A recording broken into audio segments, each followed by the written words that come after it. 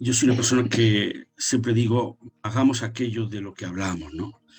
Por eso el título de sentido práctico de la misión. Si tuviéramos que definir la palabra sentido práctico, la definición sería esta. Sentido práctico es el vínculo de unión entre el pensar y el hacer que logra resultados. O sea, si pensamos y no hacemos, no habrá resultado. Pero si pensamos algo y trabajamos sobre ese algo, entonces la definición añade que logra resultado. Y la palabra misión viene a significar trabajo, función o encargo que una persona debe cumplir.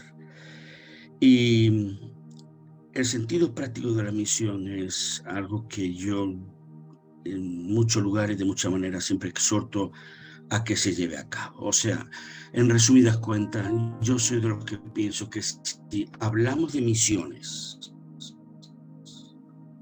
hagamos misiones. Y soy de los que piensa que la frase o la oración, Señor, envía un avivamiento. A veces yo estoy reñido con esa frase o con esa oración. Estoy reñido porque honestamente hablar de Señor envía un avivamiento. Y si después de esa oración clamorosa, incluso que pueda salir de un corazón quebrantado, si no acompañamos a esa frase, Señor, envía un avivamiento para España, no la acompañamos del sentido práctico de la misión, o sea, no solamente pensar, sino el hacer, yo tengo mis dudas de que las cosas simplemente sucedan porque la deseamos, la pensamos o la pedimos. O cuando yo veo que la gente pues ora, Señor, llorando, ¿no? Incluso la cantidad de gente que se va cada día, no te hacen la estadística, al infierno. Claro, cuando yo oigo todo eso, digo, sí, es verdad, evidenciemos la realidad, pero apliquemos sentido práctico a nuestra oración, a nuestros deseos, ¿no? A la misión. Entonces, ¿cuántos se van al infierno al día? ¡Wow! Pero yo quiero ver luego que esos mismos por los que se van al infierno, luego están haciendo mínimamente algo. Yo no digo en todo el mundo, pero por lo menos en el lugar que te circunda, ¿no? En el lugar más próximo, tu vecino, tu pueblo, tus barrios. Muy bien, solamente quiero resaltar entonces, en base a esto, tres consideraciones que yo creo que hacen posible que podamos aplicar un sentido práctico a la misión. Hay tres narrativas bíblicas que facilitaron esta labor. Una fue la del propio Isaías. En Isaías 6, capítulos 5 y 8 dice, entonces dije, cuando tuvo Isaías la visión, ¿no? Ay de mí que soy muerto, porque siendo hombre inmundo de labios y habitando en medio de pueblo que tiene labios inmundos, han visto mis ojos al Rey Jehová de los ejércitos. Entonces, él aquí está evidenciando que tuvo una visión celestial. Y tras esa visión, esa majestad, esa sorprendente visión que tuvo, le permitió que inmediatamente después de que Dios o la Trinidad, viendo la necesidad que tenía entonces el pueblo de Judá en ese momento, dice el texto que después oí la voz del Señor que decía, ¿a quién enviaré y quién irá por nosotros? Hacer un trabajo de profeta, lógicamente, en ese tiempo. La respuesta inmediata fue, entonces yo respondí, heme aquí, envíame a mí. Entonces, como primer aspecto que puede ayudarnos en la misión a tener un sentido práctico es tener una visión gloriosa de Dios. Cuando entendemos exactamente qué hace Dios o Jesús en el trono, ¿no? Esperando, dice Pedro, a que todos se arrepientan. No quiero que ninguno se condene, que todo proceda al arrepentimiento. Entonces, cuando uno puede vislumbrar, visualizar a Dios sentado en el trono, esperando que su iglesia se movilice y que hagamos una misión, eso puede ayudarnos a aplicar sentido práctico a la misión. En segundo lugar, la segunda condición para poder aplicar un sentido práctico a la misión es entender el propósito de la obra de Dios en nuestra vida. Segunda de Pedro, capítulo 2, 9 y 10, lo destaca para mí muy claramente. El apóstol Pedro decía, yo empiezo leyendo el versículo 10 y luego el 9, decía, vosotros que en otro tiempo no erais pueblo, pero que ahora sois pueblo de Dios, que en otro tiempo no habíais alcanzado misericordia, pero ahora habéis alcanzado misericordia. El versículo 9 añade más identidad, ¿no? Pedro está hablando del cambio de identidad que surge en nuestra vida por el hecho de ser sus hijos, convertirnos, seguirle. Y sois más que todo esto. Ahora sois linaje escogido, soy real sacerdocio, soy nación santa, soy pueblo adquirido por Dios. Cuantísimas cosas entre el versículo 9 y el 10 somos. Ahora, hay aquí una preposición propia que dice para. O sea, este para está indicando sentido, propósito de la obra de Dios en nuestra vida. Y esto es lo que yo digo que segunda condición para poder aplicar ese sentido práctico a la misión.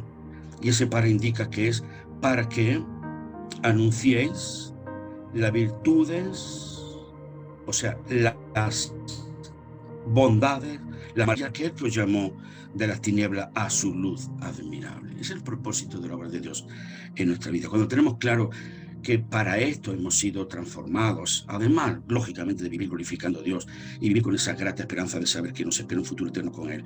Entre tanto que eso ocurre, somos lo que somos y Dios ha hecho lo que ha hecho en nuestra vida para que podamos anunciar las virtudes de aquel que nos llamó de la tiniebla a su luz admirable.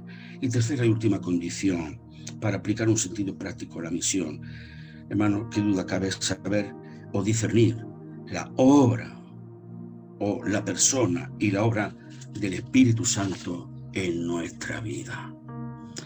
Pedro tuvo mucho de qué arrepentirse, seguramente vivía con ese pesar, ¿no?, de haber sido un bravucón y luego a la primera de cambio huir y desmayar.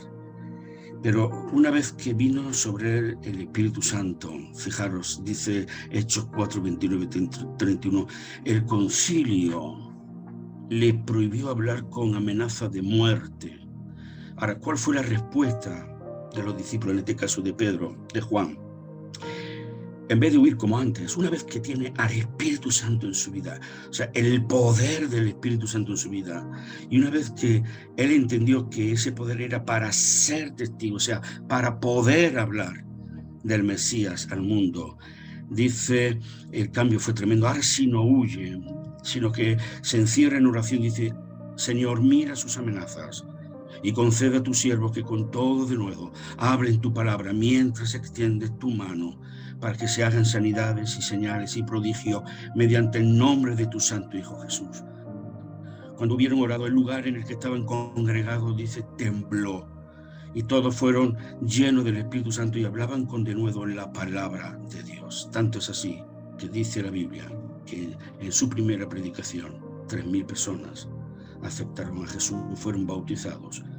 Y también en la segunda predicación 5.000 fueron los que creyeron. Entonces, hermanos, yo creo que hay muchísimos más ejemplos y base bíblica para poder no solamente hablar de misiones, sino hacer misiones. Y yo recomiendo estas tres condiciones, como son la visión que tenemos que tener de la gloria de Dios, el propósito que Dios tiene para nuestra vida una vez que nos ha salvado, y tercero, que el poderoso Espíritu Santo, que sepamos que está con nosotros y ya sabemos el motivo por el cual está.